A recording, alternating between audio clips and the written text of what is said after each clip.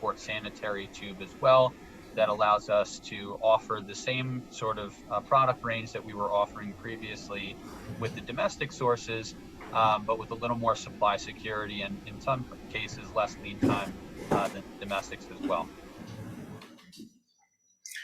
Perfect. Big changes in the market.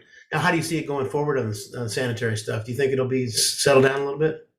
So in a larger context, I would group the welded sanitary in with the welded domestic market, which we can talk about our product range there as well. In a large sense, overall in the domestic markets, there's been a lot of supply constraints, either due to labor shortages or a lack of raw material security from the vendors and the mills. Um, what I've seen over the last year is that, obviously a rising price environment and massive lead times developing, in some cases out to the mid 30-week time frame. This is material that we used to be able to secure on the floor in 6 to 8 weeks, so that's a pretty significant change. However, things, although they may not seem like it in the open market right now, are showing signs of improvement. We know that there's a long queue of open orders for the domestic welded mills right now, and they're cutting into that queue on a weekly basis. So as of our latest round, I believe we're down to somewhere in the 20-week range.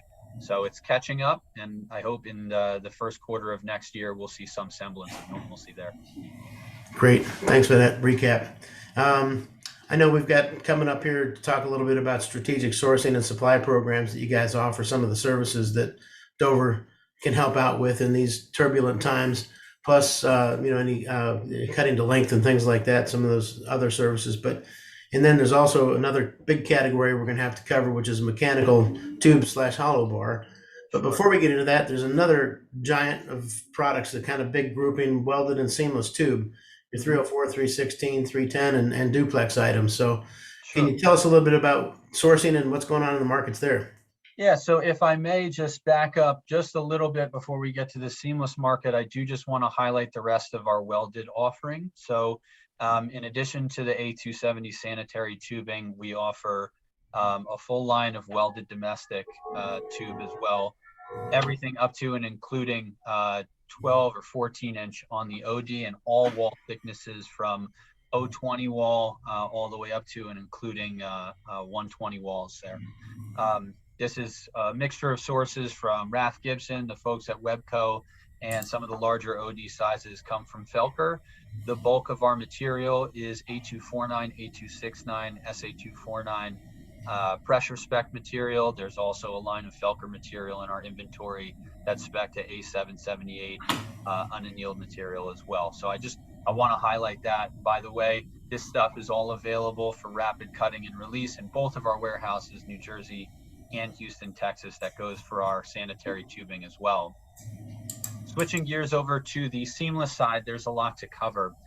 I'll start with the smaller of the ranges first and sticking with the domestic side. So we offer a range from 1/4 inch, or excuse me, 1/8 of an inch up to 2-inch OD of seamless domestic instrumentation tubing. So that is domestic manufacturer with either a domestic melt or a DFORS qualified melt there, all the way up to and including 2-inch on the OD. A lot of competition out there taps out at 1 or 1.5 inch on the domestic sources there. So we have a wide breadth and depth of inventory on the seamless domestic side. It has shown great success, especially in the last 6 months for us, and our inventory position in Houston has been growing quite well. We're really happy with the success that we've seen there. As far as lead times on the seamless domestic side, while they're still being pushed out, just like nearly every other portion in any industry in the open market today, those lead times have been fairly consistent. I think we're seeing somewhere in the realm of 10 to 15 weeks. Usually it's about 8 to 12 weeks in normal circumstances. So things are going well there. Minimal lead time disruption and supply security is good. On the seamless import instrumentation side of things, the range is much, much larger, of course. We size everything from 1/8 of an inch on the OD all the way up to and including, I believe it's 12-inch on the OD, all the wall thicknesses that I had mentioned earlier, and from a variety of sources, a wide variety of sources. So We're talking about, first and foremost, your tier A Chinese mills. So folks like Walson, to Tsingshan Stellar and Crystal Palace Industries, we rely on them quite heavily because they produce quality pressure tube at a solid price that helps us command a good position in the market. There's also some South Korean and Japanese sources in there as well. And as we already mentioned, we offer DFARS sources in seamless instrumentation, albeit in a smaller range as well. So quite a large variety of sourcing as well as product diversity there. Now, Alex, are you? There's a lot of talk in the world right now about supply chain disruptions and 90 cargo container ships docking off Long Beach out there. Are you seeing any problems with shipping containers to the East Coast or Houston and the costs? If there's anybody listening here right now that's not having issue with any of their cargo containers or logistical problems, then I would love to have a conversation with you and figure out what you're doing differently. But short answer is yes, although it's no different than anybody else in the open market. You have to take it with stride as best you can. Look, the reality is that the cost to get your material in a container and on a ship getting to one of the ports in the United States has become extremely expensive relative to where it used to be. Prices have gone from, $3,000 per container up to almost $30,000, in some cases $30,000. And that's to say nothing of the logistical headaches that you face once the material actually gets to port, whatever that may be. All kinds of bottlenecks, confusion, and disparity there, getting your material not just in port, but actually getting it to your warehouse. So yes, we've noticed some major disruptions there. It seems to be the bulk of what we discuss each and every day, how to get our material on a more consistent basis and in a quality fashion. And we're trying our best to ride the waves. So what we've done so far is just try to reset expectations for everybody. We've done a solid job, I'd say, relative to the rest of the open market with securing supply for ourselves, even with the bottlenecks that everyone is facing. But we're not immune to it, and I don't think anybody is. So we're trying our best to work through it. And as of right now, we have a generally positive, optimistic outlook to the first and second quarters of next year, that some of these supply constraints will be alleviated eventually. And now, is that from China, all your import sources, as well, European sources as well as Chinese sources, you think are all going to kind of come into? Yeah, so most of the issue stems from material coming from Asian countries, right? So China, Japan, but really, there's a lot of factors that go into that, and one part of the world could be dealing with the Delta variant or some sort of after effect of COVID that shuts down production somewhere. And that's going to have a ripple effect down the supply chain that we can't control.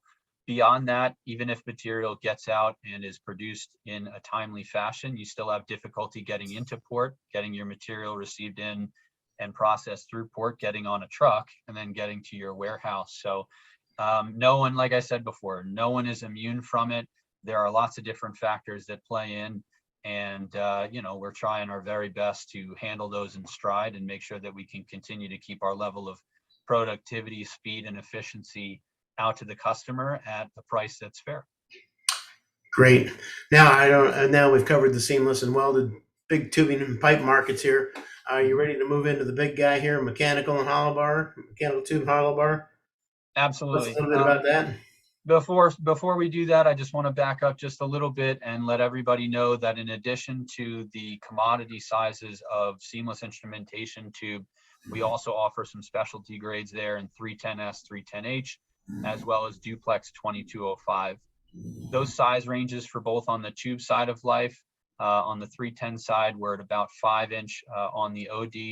The bulk of our inventory there is sourced from Chinese sources there, the same approved mills that we talked about on the commodity side for 304 and 316. So your folks like to Tsingshan Stellar and Walson, but there are other non-Chinese sources in there as well, should anybody want to go with a non-China route for some of the specialty grade. In terms of seamless duplex, we're talking about a range up to and including 2-inch on the OD.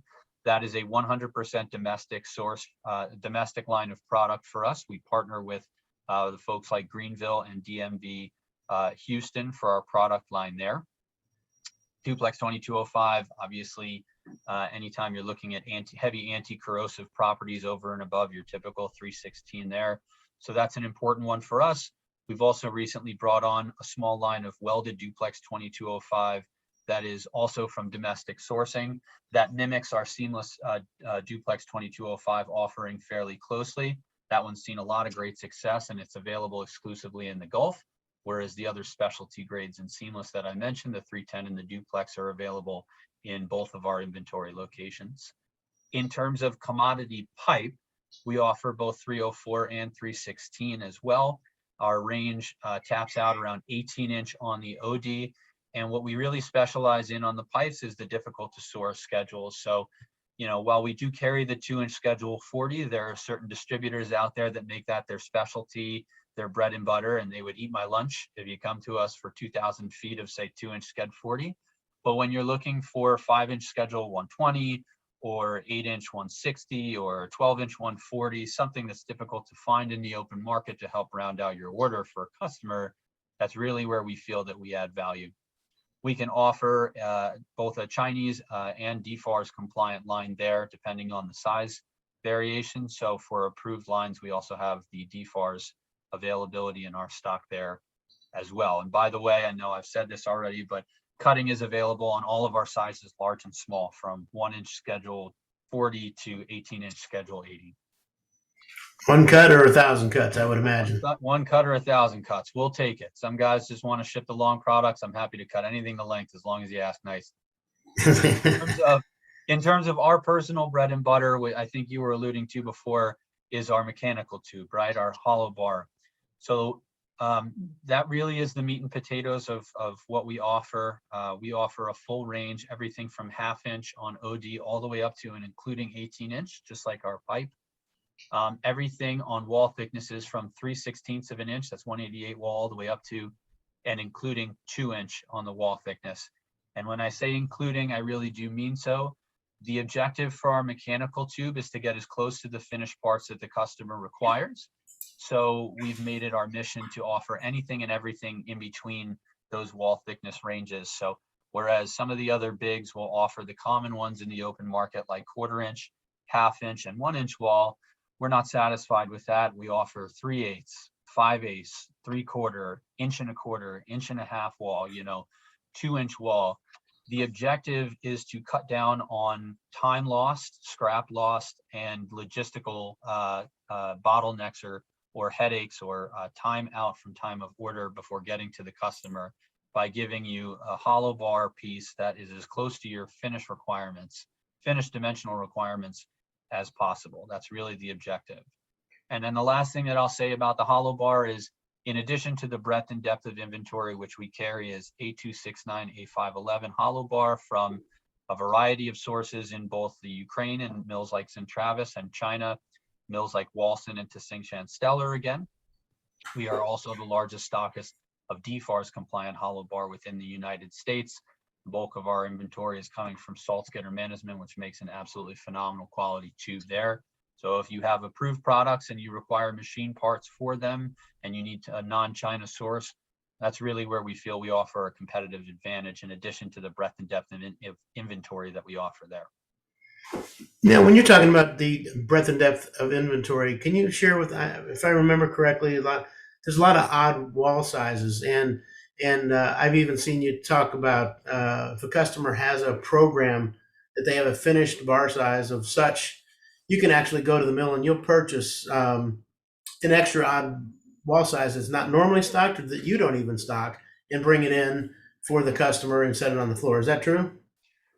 Sure. So the objective for us generally is to have what you need on the floor at any given point. That's why we offer all the wall thicknesses that I was mentioning before. And the objective is, of course, to get you a quality product that's as close to your finished dimensions as it possibly can get. But I think what you're alluding to is more our special project capabilities, which is something that we can hop to now. That includes hollow bar, but it could also include all kinds of different pipe and tube, not just within our core range of competency, but also within some other ranges as well. So you got some examples here of some of the projects that you've worked on over the last couple Yeah, months? absolutely. So there's a perfect opportunity to talk about what we have on the screen here right now. So our project capabilities have expanded pretty dramatically over the last couple of years. As I said in the beginning, not only is our objective to offer what we offer on the floor at any given point, but we're also finding great success with tons of specialty grades from a wide variety of sources for a wide variety of end use applications and markets, and with all different types of weight requirements as well. So large and small, you can see a few examples here of all the things I just mentioned. Grades, nickel alloys, C276, commodity grades like 304, 316, aerospace specifications in 321. We're all over the map. In addition to that, I would focus on the tonnage and the end use applications as well. We're competent at sourcing 4 metric tons of material for a customer, as well as 104 metric tons of material. The reason why, or reasons I should say, why we feel we find a lot of success with project sourcing is twofold.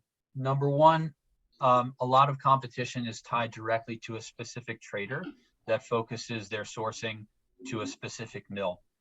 Ourselves, we consider ourselves trade agnostic, and while we have a wide variety of pipe and tube on the floor here, we have a wide variety of relationships with which to source that material. And so when someone comes to us with special project requests, we're able to throw that request out to a wide variety of sources and command not just a quality tube, but a quality tube at the best price, the essence of good competition there. In addition to that, because we fill such a niche market with a wide variety within that niche, at any given moment in time, we have quite a large amount of containers shipping into the United States and to our warehouses from a variety of different sources. When it comes to special projects, more often than not, we're able to, and this is especially important in today's market with all the supply chain bottlenecks and the extra costs of cargo shipping, we're able to pair those requests with our open orders and ship them all together. What that helps us do is cut down on lead times. It helps us command better pricing because we have the relationships with the mill already established. And it also helps us cut down on container costs when you're pairing the material with orders that we already have on the floor with said sources. So that's a little synopsis, and I know it's a lot of details and all over the map, but I believe it gives just a good example, a good holistic example of why we've found such great success with our special project capabilities. And I hope I've conveyed that adequately. Yeah, and let me ask you a question here. Well, not a question, I just have an observation here. I'm looking at the list here and I see there's some alloys and grades on here that you don't normally stock. So Right. what you're also telling people, you've got an option to go out just for about any pipe and tube product and source it strategically with and for them, right? That's right. If the opportunity makes sense for us, for the end user, then we have absolutely no qualms with going outside of our core competency in order to source something strategically. Just because we don't hold it on the floor doesn't mean that we're not familiar with the grade or the end use application or the specifications that are required of the customer. Like I said, projects have become a larger source of success for us over the years. And we deal with this sort of thing on a near daily basis here. We never turn anybody down for any project that we feel we can add value for. And so if this is something that you've never considered Dover Tubular as being, part of their repertoire before, I would encourage you to try us out and to give us a shot on it. You may be surprised with how successful we can be with something outside of what our reputation may precede us for. Great. Now, one of the questions I would have of that is, so there's behemoth service centers out there, and there's regional players, and then there's even local players. But it seems you're kind of talking here about even if you're a huge player and you have orders on all over the world for different product lines, you still might be able to help them on a project buy because you have material on order. You can logistically bring it in maybe faster than their order that they have on place. So is that kind of, am I on the right track there? Yeah, absolutely. So, main objective of Dover Tubular is to be a buyout house, traditionally speaking, for a lot of the bigs. A lot of the PVF houses, the distributors and suppliers that we work with We all swim in the same waters. You know, we're sourcing material from similar locations, and that's fine. If we don't have it on the floor to be able to help you backfill your own inventory position, the fact of the matter is we're working on backfilling our own inventory position from a lot of those same sources.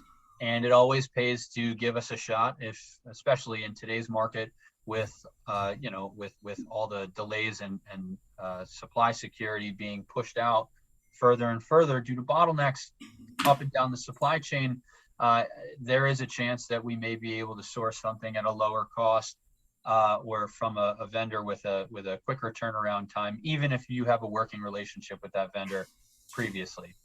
There's a lot of piling on and a lot of bottlenecks, and oftentimes, if you're placing an order for much of anything today, you're at the end of a long queue.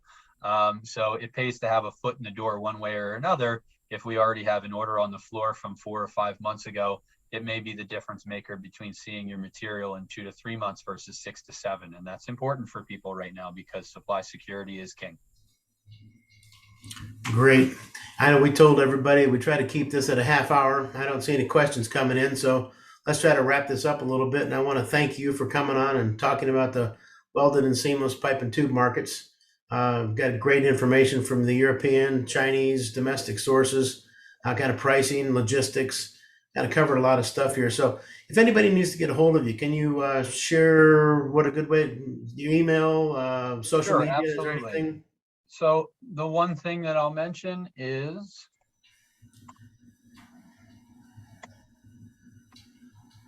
that Dover Tubular is a little bit of an old dog with some new tricks before I let you guys go. So if I can just wrap a bow on it and sum things up a little bit, we are a family-owned business through and through from start to present day. We've had a lot of great success over the last number of years in our expansion. It's been an excellent ride, and we look forward to continuing that success into the future. Having said that, we now command a size in the market that allows us to help folks who may not have thought of us for other projects in the past. We command enough of a strategic position in the open market and developed relationships with people upstream and downstream from the supply chain. That means that we're able to help out more people more often at a lower cost with a higher quality product. At the same time, we try hard to maintain our small family-owned business culture here, which means that we work hard every day to maintain the speed and efficiency with which we get back to customers and turn around orders. So our main objective is to hold on to both of those objectives as we grow and evolve in a changing marketplace. In terms of reaching out to us for any price feedback, questions, quotes, anything like that, this slide does the trick. If you've never worked with Dover Tubular Alloys before, you want to learn more about us, you can feel free to visit our website down there at the bottom. It's constantly being updated with all the products and service offerings that we have at any given time there. So it's much more substantial than sort of the general overview that we've done here. If you have an inquiry and you've never reached out to us in the past before, please feel free to use the sales at email address there. You can email me directly for that.